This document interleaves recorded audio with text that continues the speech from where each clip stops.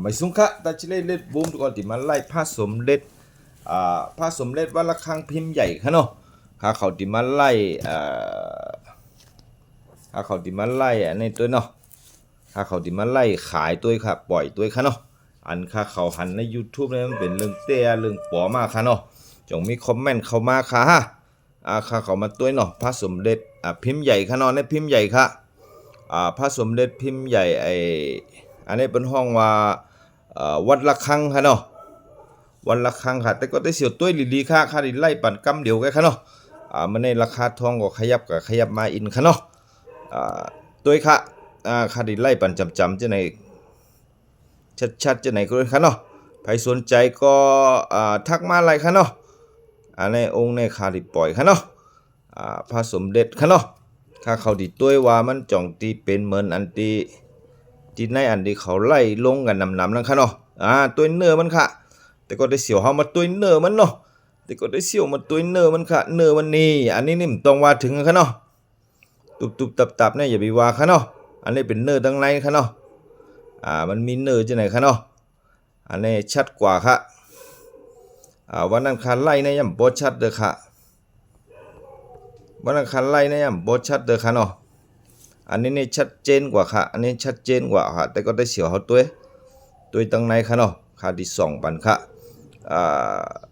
ไล่หึงก็ช่ำไล่ค่ะเนาะ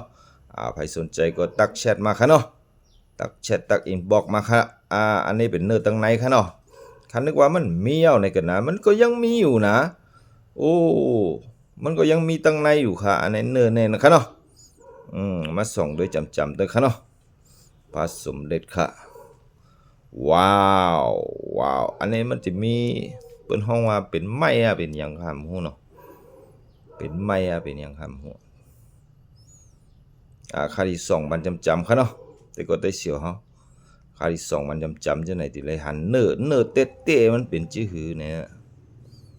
ค่าที่2มือก็สั่นนิดค่ะเนาะมือก็สั่นนิดค่ะสมัยก่อนดื่มสุราแต่เดี๋ยวนี้ตัดเอาค่ะจับจุดตัวค่ะเนาะ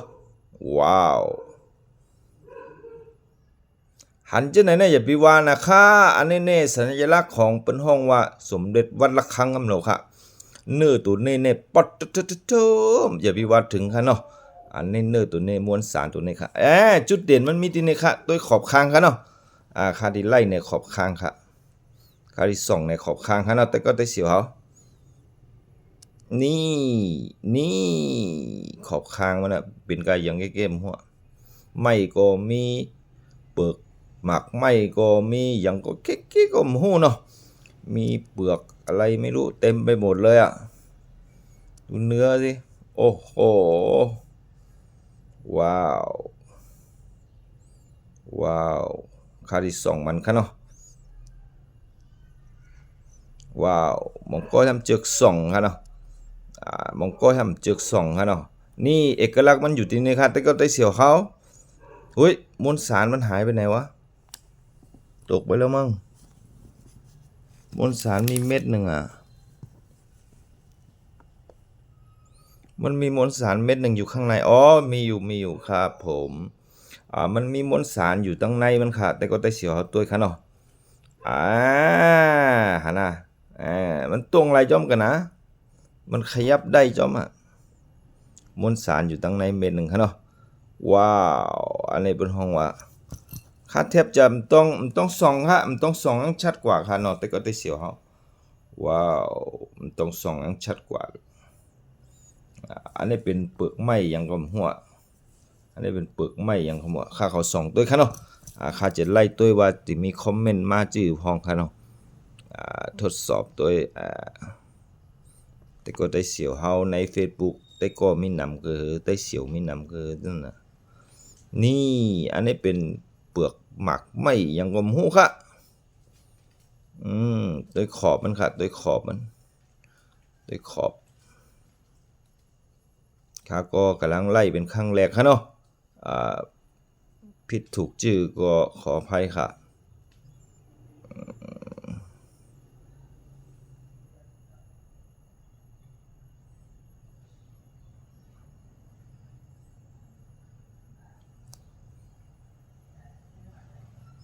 มันมีขอบตัดห้อยตัดมันก็มีค่ะเนาะห้อยตัดมันจังได๋ค่ะเนาะ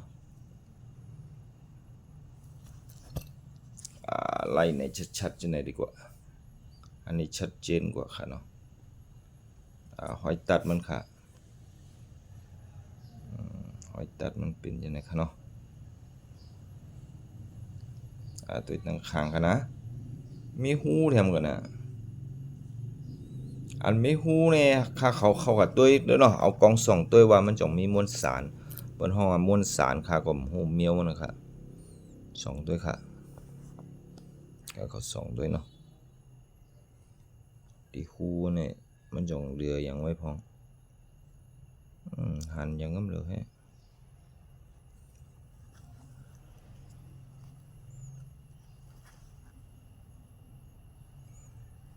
ค่าใครตัวที่ในหูมวลสารเนี่ยค่ะเนาะแต่ก็ได้เสียวเฮาတကယ်ချင်းပေါင်းတင်းတယ်ဗျာဒီလိုကျွန်တော်တို့လာကြည့်ရအောင်ဗျာมันมาชัดเลยกองมันมาชัดเลยให้จังไหนดีกว่าเพราะจังไหนเนี่ยมันได้ชัดกว่า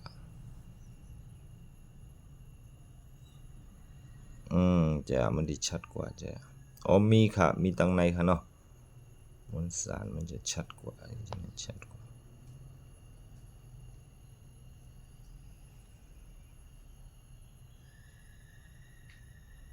ก็เข้าตัวขอบมันค่ะเนาะ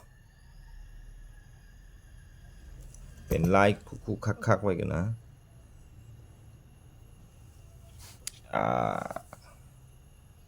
ว้าว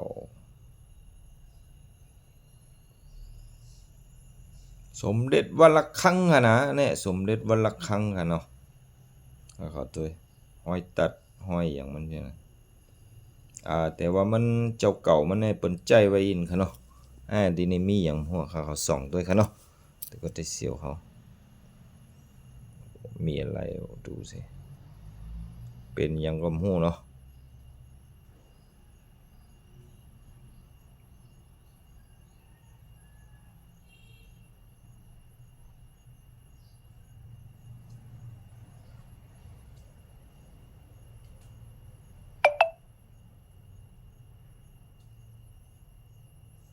ว้าว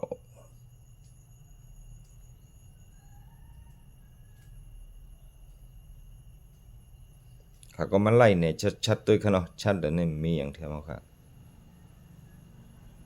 ว้าวมวลสารมันมีอยู่ไหนครับมวลสารมีอยู่ไหนครับ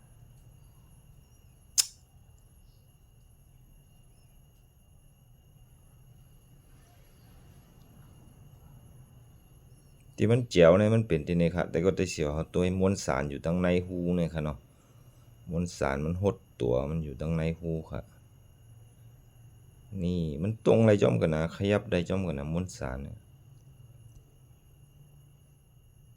มันขยับเปลี่ยนมุมไรจ้อมกันนะ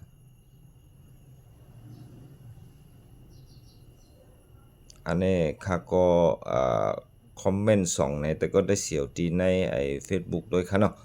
ว่าอันที่อาจารย์ทั้งหลายในตัวในว่าเป็นชื่อพ้องค่ะเนาะไผอันนั้นก็คอมเมนต์ความคิดเห็นเข้ามาก็ได้ค่ะคอมเมนต์เข้ามาก็ได้ค่ะเนาะ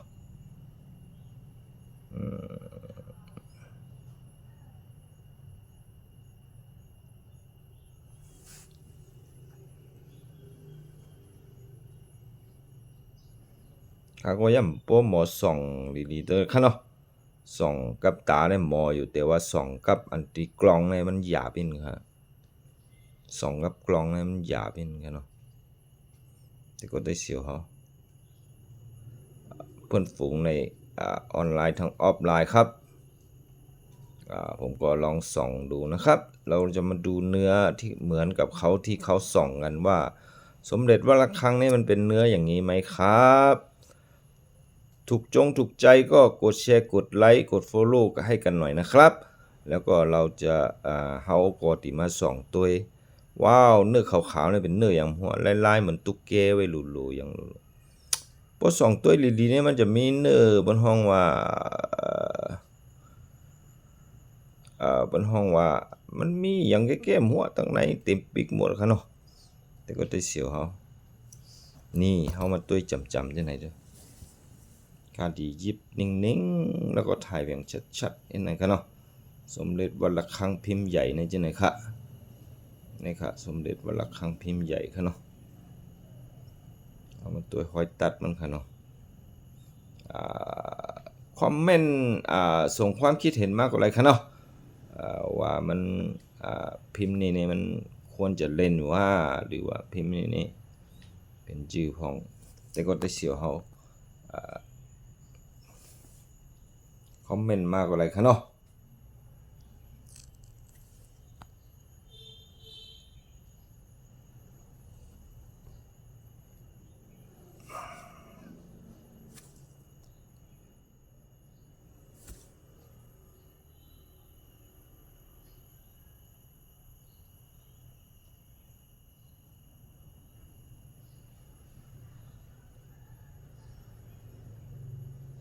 หันเขาไลน์ในYouTube อาจารย์เขาไลน์ใน YouTube เนี่ยโอ้บ่หันไลน์จังไหนเนี่ยนะอย่าไปว่ากันเร็วว่ะบ่หันไลน์บ่หันเป็นเม็ดสีเหลืองว่ะเม็ดสีขาวว่ะจังไหนเนี่ยอย่าไปว่ากันเร็วว่ะเตะหาปอมาในนั้นน่ะข้าก็บ่ฮู้ค่ะเนาะว้าวว้าวว้าวอ๋อมันวันเวลามันสร้างออกมาเป็นสีจังไหนแปดค่ะเนาะวันเวลาเนี่ยมันสร้างออกมาเป็นสีจังไหนแปดหาตัวหยับนะคะแต่ก็ได้เสียวแต่ไงเช่นป้องเต้นเดโอ้แน่ๆရှားပါတော့ဟိုလူများတွေကတိတ်မပြချင်ဘူးအဲ့လိုမျိုးတွေဒါကျွန်တော်လာပြပေးတာဟိုဗာလဲလာမျှဝေပေးတာပေါ့ဗျာတကယ်ချင်းပေါင်းတင်းတွေဟိုမတွေ့ဘူးလဲလူလဲဘာဖြစ်လို့ဆိုရင် touch light ထဲမှာကကျွန်တော်တယောက်ပဲဖြစ်နေလို့คนเล่นจังไหนในตะคลิกแน่ที่มีค่าก็เหลียวแก่ค่ะเพราะว่าค่าเล่นที่เมื่อสมัยก่อนปุ่นเนาะค่าเล่นที่เมื่อสมัยปางเก่าปุ่นนะคะค่านี่เป็นมือเก่าค่ะเนาะมือเก่า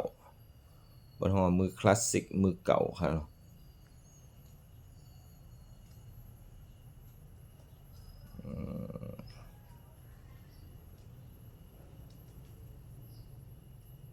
มือคลาสสิกมือเก่าค่ะเนาะมันไล่ในชัดๆด้วยค่ะมันก็มีฮู้เต้กันนะเปิ้นว่าสำเร็จเนี่ยมันตั้งค้างมันจะเป็นฮู้ข้ามาตัวภาคคาซะมีเต้กันนะเอาเป็นจังได๋ค่ะเนาะแต่ก็ได้เสียวเฮามันเป็นจังได๋ค่ะเนาะ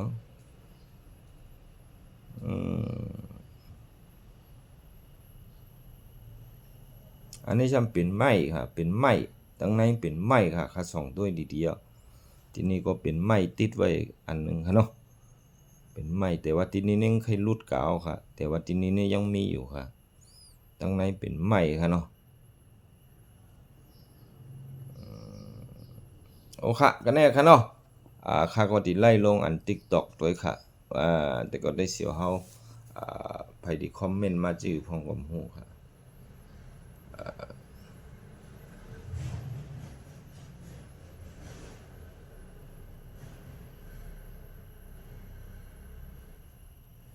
ไม่สูงค่ะแต่ชิเล็กเล็ดบุมค่ะเนาะในตะคริกก็มองปอกก็ข้าก็อันตั้งพวกเนี่ยข้าน้อยใจกันนะข้าไล่เรียนทั้งกวยแกค่ะ